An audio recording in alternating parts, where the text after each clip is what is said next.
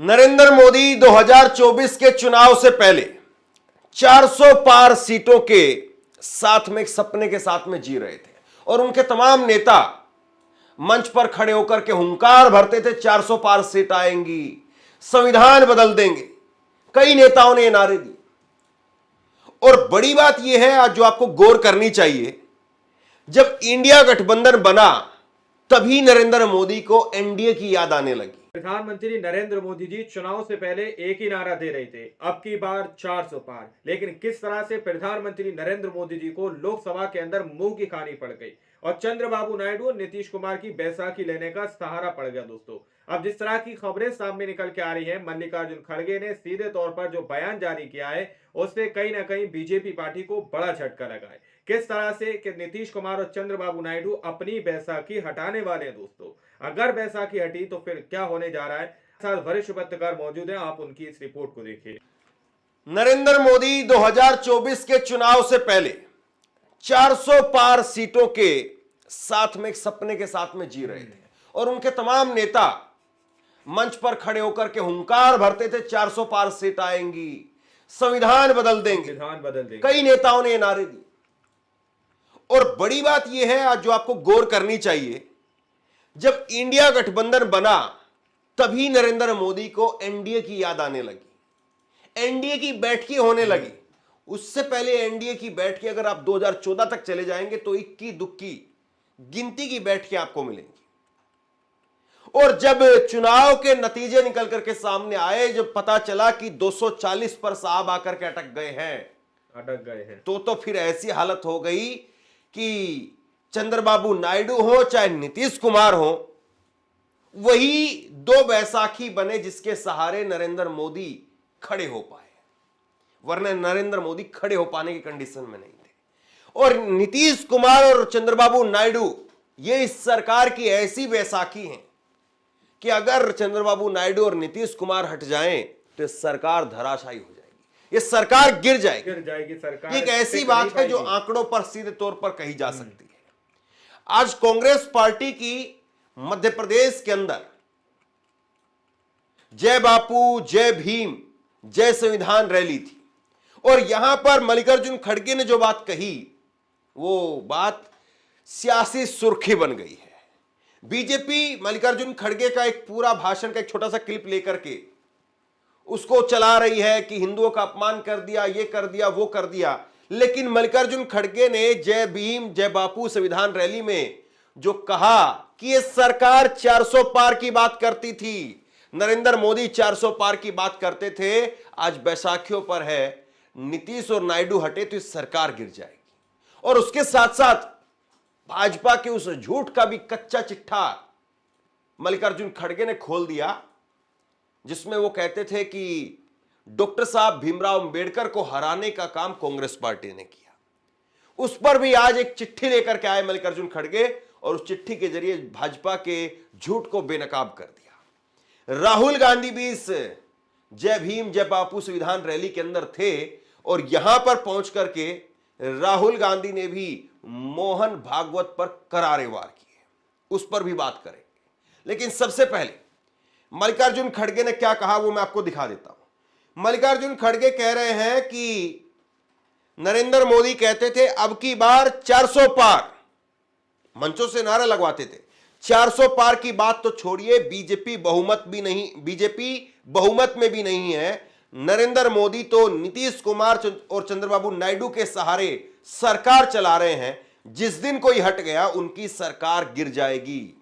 Election में क्या बोलते थे, 400 पार, अब के बार 400 पार। अरे बाबा, 400 पार वाले तो गए, अब तुम मेजॉरिटी में भी नहीं है, तुमको मेजॉरिटी नहीं मिली, तुम दो पैर लगा लिए।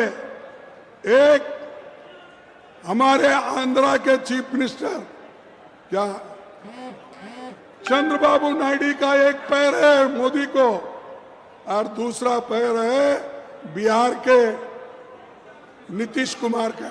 ये दो पैरों पे ठहरा है मोदी, उसको कोई चुप ऐसा ढकल दो वो गिर जाने वाला है। ये सरकार गिर जाने वाली है। मल्लिकार्जुन खड़गे ने जो बात कही वो निश्चित तौर पर एक सच्चाई है, कड़वी सच्चाई नहीं मोड़ सकते। और भाजपा इस कड़वी सच्चाई से, इस आईने से मुंह मोड़ करके बैठी हुई है। और जिस दिन ये भाजपा के सामने आकर के खड़ा हो गया ये आईना, भाजपा सरकार गिर जाएगी, नरेंद्र मोदी की सरकार गिर जाएगी, सच्चाई है। लेकिन क्या नीतीश और चंद्रबाबू नायडू क्या इतनी हिम्मत दिखा पाएंगे? क्या वाकई जो है वो इस स्थिति में आएंगे भी कि या नहीं, यह अपने आप में सवाल है। उसके बाद में देखिए मल्लिकार्जुन खड़गे ने क्या कहा। मल्लिकार्जुन खड़गे ने कहा कि बाबा साहब अंबेडकर जी को लेकर के बीजेपी रोज अफवाह फैलाती है कि उन्हें चुनाव हरवा दिया गया था, लेकिन बाबा साहब ने अपने मित्र को लिखे एक पत्र में बताया है कि मुझे हराने की साजिश S.A. डांगे और सावरकर ने रची थी।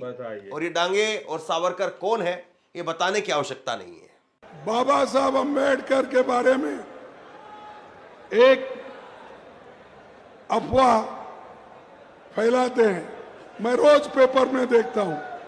क्या कहते हैं कि वो ये कहते हैं कि बाबा साहब अंबेडकर को किसने हराया, किसने उनको डिफीट दिया, ये वो कहते हैं। लेकिन बाबा साहब खुद एक लेटर लिखे, मैं आपके सामने ये दिखा रहा हूं कि खुद बाबा साहब अंबेडकर अपने दोस्त को ये लेटर लिखते हैं, माय डियर कमलाकांत, वो जो आदमी, उनको ये लिखते हैं कि मुझे हराने में और किसी का हाथ नहीं सिवाय S.A. डांगे और सावरकर, इन्होंने साजिश करके मुझे हराया। ये पढ़ो, ये ओरिजिनल लेटर है, आर्चूज में मिलता है। ये अगर आप देखेंगे, अरे कितना झूठ बोलते हो। खुद बाबा साहब अपने हैंड राइटिंग से लिखे, ये टाइप्ड नहीं है, लिख के उन्होंने कहा मैं जो हारा, मुझे जो हराने की कोशिश की, ये सावरकर और S.A. डांगे मिलकर साजिश करके मुझे हराया। मल्लिकार्जुन खड़गे के बाद में मोर्चा संभाला राहुल गांधी ने, और राहुल गांधी ने ताबड़तोड़ तरीके से, एक के बाद एक ताबड़तोड़ तरीके से मोहन भागवत पर वार की। मोहन भागवत ने हाल में कहा था कि हमें आजादी अभी मिली है 2022 में, जब राम मंदिर का उद्घाटन हुआ तब आजादी मिली, ये 1947 वाली आजादी नहीं। मतलब कमाल की बात है, इतने लोगों का, करोड़ों के करोड़ों भाई जो देशवासी थे, भारतीय थे, उनके संघर्ष को, बलिदान को कैसे नकार दिया, कैसे झुटला दिया। सही बात तो यही है। राहुल ने लिखा कि आजादी एक महत्वपूर्ण मील का पत्थर थी, क्योंकि उसके बाद में पहली बार हिंदुस्तान के दलितों, आदिवासियों, पिछड़ों, अल्पसंख्यकों और गरीबों को संविधान द्वारा अधिकार मिले। मगर मोहन भागवत कहते हैं कि वो सच्ची आजादी नहीं थी, वो इसलिए क्योंकि बीजेपी, आरएसएस के लोग संविधान को नहीं मानते हैं। वो बहुजन और गरीबों से उनके अधिकार छीन करके उन्हें फिर से गुलाम बनाना चाहते हैं। कॉन्स्टिट्यूशन से पहले, संविधान से पहले इस देश में गरीबों के कोई अधिकार नहीं हुआ करते थे। संविधान से पहले, याद रखिए, आजादी से पहले इस देश में गरीबों के कोई अधिकार नहीं थे, जो होता है पढ़ा लिखा, दलितों के कोई अधिकार नहीं थे, पिछड़ों के कोई अधिकार नहीं थे, आदिवासियों के कोई अधिकार नहीं थे। अधिकार सिर्फ महाराजा, राजा के थे। वो बदलाव आजादी के दिन आया था। आपको जमीन दी गई, जमीन का हक दिया गया, अधिकार दिए गए। बीजेपी, आरएसएस चाहते हैं कि आजादी से पहले जो था, जहां गरीबों के कोई अधिकार नहीं थे, सिर्फ अंबानी, अदानी जैसे लोगों के अधिकार थे, वैसा हिंदुस्तान चाहते हैं। यह लड़ाई हो रही है। बात समझिए, आपको गुलाम बनाया जा रहा है। दलितों को, पिछड़ों को, आदिवासियों को, गरीब जनरल कास्ट के लोगों को एक बार फिर गुलाम बनाया जा रहा है। मोहन भागवत के उस बयान के बाद में बीजेपी ने एक तरीके से पल्ला झाड़ लिया था और बीजेपी ने बचाव करने की कोशिश भी नहीं की। लेकिन सब जानते हैं, चाहे कंगना रनौत हो, चाहे और दूसरे भाजपा के नेता हो, चाहे आईटी सेल के लोग हों, और चाहे अब मोहन भागवत हो, इस तरह के बयान इसीलिए दिए जा रहे हैं क्योंकि लोगों के दिलो दिमाग में ये बात बैठ जाए कि नहीं भाई अभी आजाद हुए, अभी आजाद हुए 2022 के अंदर। और ये अभी कौन सी आजादी है जिसमें भुखमरी बढ़ रही है, जिसमें बेरोजगारी बढ़ रही है, जिसमें महंगाई बढ़ रही है। एक तरीके से गरीब आदमी जो है वो पिसा जा रहा है। भाई आजादी का मतलब क्या था? आजादी का मतलब तो कम से कम यही था ना कि गरीब आदमी जिसका जीवन सबसे निचले स्तर पर था गुलामी के दौर में, उसको सबसे ज्यादा महसूस हुआ कि हां हम आजाद हुए हैं। वरना अमीरों के लिए तो तब भी आजादी थी, आज भी आजादी है और हमेशा आजादी रहेगी। उनको कोई फर्क नहीं। अमीर तो आज यहां नहीं तो अपनी आजादी कहीं और ढूंढ लेंगे, जाकर किसी और देश में बस जाएंगे। लेकिन ये देश मूलतः उन गरीबों का है। वो गरीब कहां जाएंगे? वो तो इसी मिट्टी में मिल जाएंगे। तो गरीब जो है वो एक के बाद एक जो आंकड़े हमारे सामने आते हैं, गरीबी, भुखमरी, महंगाई, बेरोजगारी जो बेहताशा बढ़ती जा रही है, तो ये आजादी के लक्षण है। ये आजादी। तो आप लोगों ने इस वीडियो को शुरू से आखिर तक देखा। वीडियो के अंदर साफ तौर पर बात की गई है कि किस तरह से प्रधानमंत्री नरेंद्र मोदी जी जो ढिंढोरा पीट रहे थे अब की बार 400 पार, लेकिन किस तरह से बहुमत तक पहुंचना उनको बहुत ज्यादा मुश्किल हो गया। अब सीधे तौर पर कहा यह जा रहा है कि नीतीश कुमार खेला कर सकते हैं। नीतीश कुमार और चंद्रबाबू नायडू की बैसाखी पर इस वक्त प्रधानमंत्री नरेंद्र मोदी जी अपनी सरकार चला पा रहे हैं। उनको बैसाखियों का सहारा लेना पड़ गया। दोस्तों आप लोग समझ सकते हैं कि घमंड किसी का नहीं रहा।